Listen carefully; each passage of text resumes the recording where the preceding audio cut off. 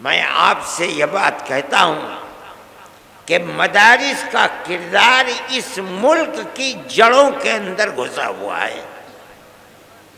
اگر کوئی نہیں مانتا تو اس کا مطلب یہ ہے کہ وہ ملک کی تاریخ سے ناآشنا اور ناواقف ہے۔ میں آپ سے کہہ رہا ہوں، ہو سکتا ہے اس سے پہلے کسی نے نہ کہا ہو، یہ ہمت نہ کی ہو، اس ملک کے اندر جس میں 250 سال تک اس ملک کا ہندو، مسلمان، جین، بدھ، ہر آدمی کے گلے کے اندر انگریز کی غلامی کا طوق پڑا ہوا تھا۔ ہر آدمی غلام تھا۔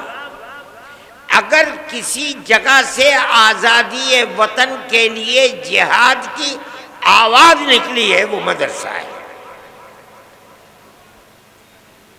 سب سے پہلا آدمی 1803 کے اندر جس دن انگریز نے کہا کہ ملک بادشاہ کا اور جنتا اللہ کی، لیکن حکومت آج سے ایسٹ انڈیا کمپنی کی ہے، سب سے پہلی آواز اس بات کی کہ ملک غلام ہو گیا اور آزادی وطن کے لیے جہاد کرنا ہر مسلمان اور ہر ہندوستانی کا فرض ہے، ایک عالم دین کی آواز تھی جو حضرت شاہ ولی اللہ محدث دہلوی کے بیٹے اور ان کے بیٹوں میں سب سے زیادہ علم جن کے دماغ اور سینے کے اندر پیوستہ شاہ عبدالعزیز صاحب محدث دہلوی،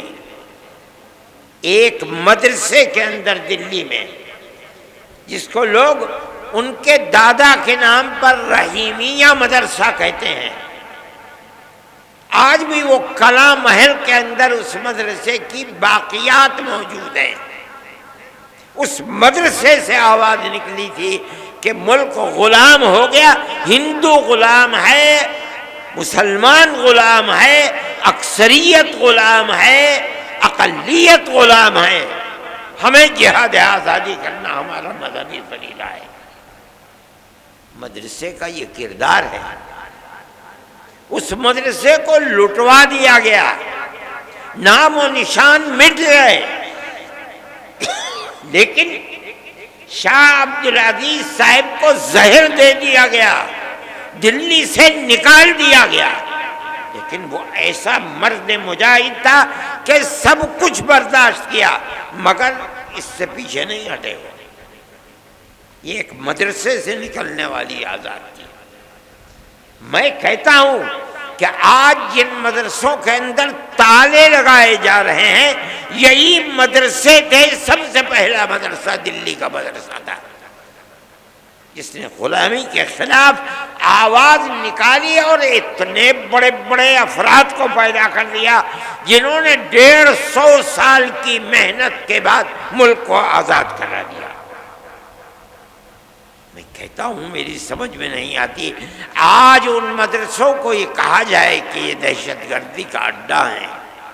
جو پڑھایا جا رہا ہے وہ دہشت گردی پڑھائی جا رہی ہے۔ اس کا مطلب ہے کہ وہ ایسے جاہل اور بے وقوف ہیں کہ انہیں ملک کی تاریخ کا کچھ پتہ نہیں ہے۔ پھر آپ دوسری جو سب سے بڑی چیز ہے وہ مساجد کے اوپر ہے، بلڈوزر چلائے جا رہے ہیں، جاہل ہیں، لوگ نہیں جانتے۔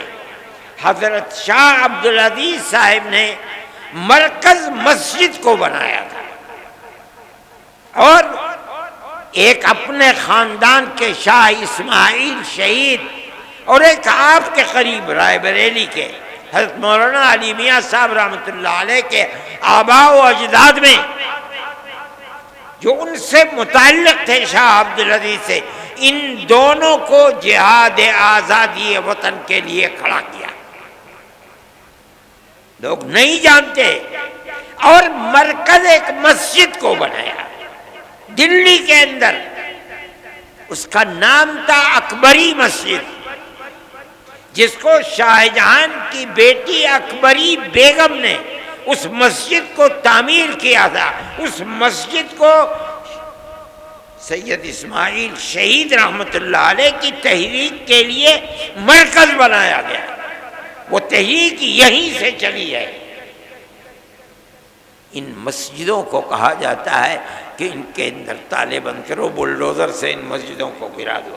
ارے پاگل ہو، بے وقوف ہو، اگر تمہارے گردن کے اندر غلامی کا طوق پڑا ہوا تھا، تم غلام تھے انگریز کے، تمہارے اندر ہمت نہیں تھی کہ تم انگریز کے خلاف کچھ کہہ سکو، اگر آواز اٹھی ہے انہی مسجد اور انہی مدرسوں سے اٹھی ہے۔ آج لوگ نہیں جانتے، انگریز نے اس مسجد کو جو اکبری بیگم شاہ جہاں کی بیٹی کی بنائی ہوئی تھی، ان کی تحریک کے خلاف اس کو تہس نہس کر دیا، دفن کر دیا۔ وہ پارک ہے، ایڈورڈ پارک اس کا نام تھا، آج سبھاش اس کا نام ہے۔ دنیا نہیں جانتی جن مدرسوں کو اور مسجدوں کو تم بلڈوزر چلا کر برباد کر رہے ہو، یہی ملک کی آزادی اور غلامی سے نکالنے کی بنیادیں تھی، لوگ نہیں جانتے۔ میں یہ کہتا ہوں کہ کس بنیاد کے اوپر تم ان کی مخالفت کرتے ہو؟ یہی مدرسے تھے کہ اس کے بعد جب تم نے ان مدرسوں کو برباد کرا دیا، انگریز نے برباد کیا، تحریک اپنی جگہ پر رہی، ختم نہیں ہوئی۔ حضرت شاہ اسماعیل شہید رحمت اللہ علیہ اور ان کے ساتھی آزادی وطن کے لیے صوبہ سرحد جو آزاد قبائل ہیں وہاں پہنچ گئے، جہاد کرتے رہے، یہاں تک کہ سن 1832 کے اندر وہ شہید ہو گئے جہاد کرتے کرتے، چھوڑ دیا لوگوں نے، تتر بتر ہو گئے، لیکن لوگ واپس آئے، اور آنے کے بعد سن 30-32 سے لے کر سن 57 تک اپنا کام کرتے رہے، یہاں تک کہ 1857 کے اندر انہوں نے پھر دوبارہ جہاد کو بلند کیا، جس کو انگریز نے غدر کا نام دیا۔ اس جہاد کے اندر تاریخ کو اٹھا کر دیکھو، آج مصیبت یہ ہے کہ مرکز سے لے کر صوبائی حکومت تک کوئی پڑھنے والا آدمی نہیں ہے، بڑے سے بڑا ان پڑھ آدمی بیٹھا ہوا ہے۔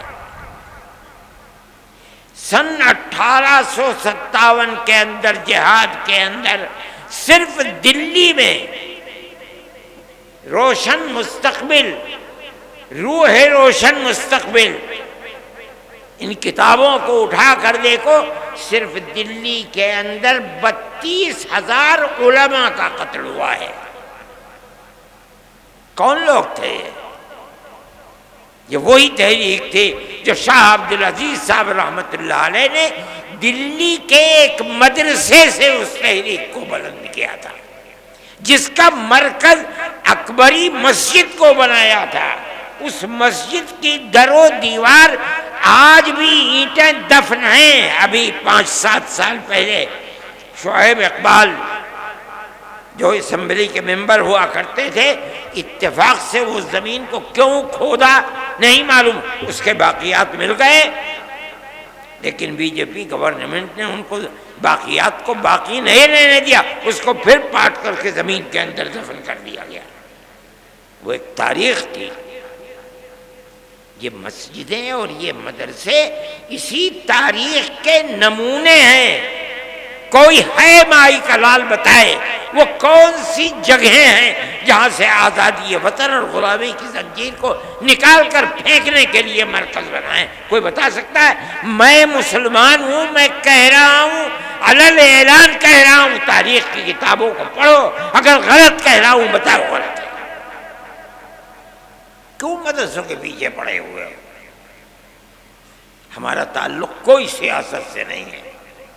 پھر دیکھیے جب 1857 کے اندر 2 لاکھ مسلمان شہید کر دیا گیا، ابھی 1 ڈیڑھ مہینہ پہلے، بلکہ 1 ہی مہینہ ابھی ہوا ہے کہ جب وقف کے مسئلے کے اندر پارلیمنٹ کے اندر گفتگو ہوئی تو ایک ہندو بڑی بہترین اردو بولنے والا، میرے اس کے باپ سے تعلقات تھے، جو آسام کا چیف منسٹر تھا، اس کا بیٹا ہے گوگوئی، اس نے تقریر کی، پارلیمنٹ میں کہا کہ 2 لاکھ مسلمانوں نے اپنی جان آزادی وطن کے لیے دی ہے۔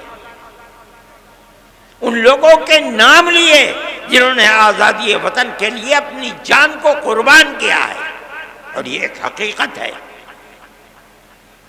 نتیجہ کیا ہوا اس کا؟ ملک آزاد ہوا۔ کیسے کیسے افراد پیدا کیے۔ دارالعلوم کی بنیاد اسی پر بنی ہے۔ جب 1857 میں خدا کی قدرت، آزادی وطن کے لیے جو لوگ کھڑے ہوئے تھے انگریز کے خلاف، ان کے حق میں فیصلہ اللہ کا نہیں تھا، ناکام ہو گئے۔ بچے گھروں کے اندر، باپ شہید کر دیا گیا، کوئی نام لینے والا نہیں ہے، گھر میں کچھ نہیں ہے، بچے بھیک مانگنے کے لیے باہر ہیں، ماں اپنی عزت کو بچائے ہوئے گھر کے اندر بیٹھی ہوئی ہے۔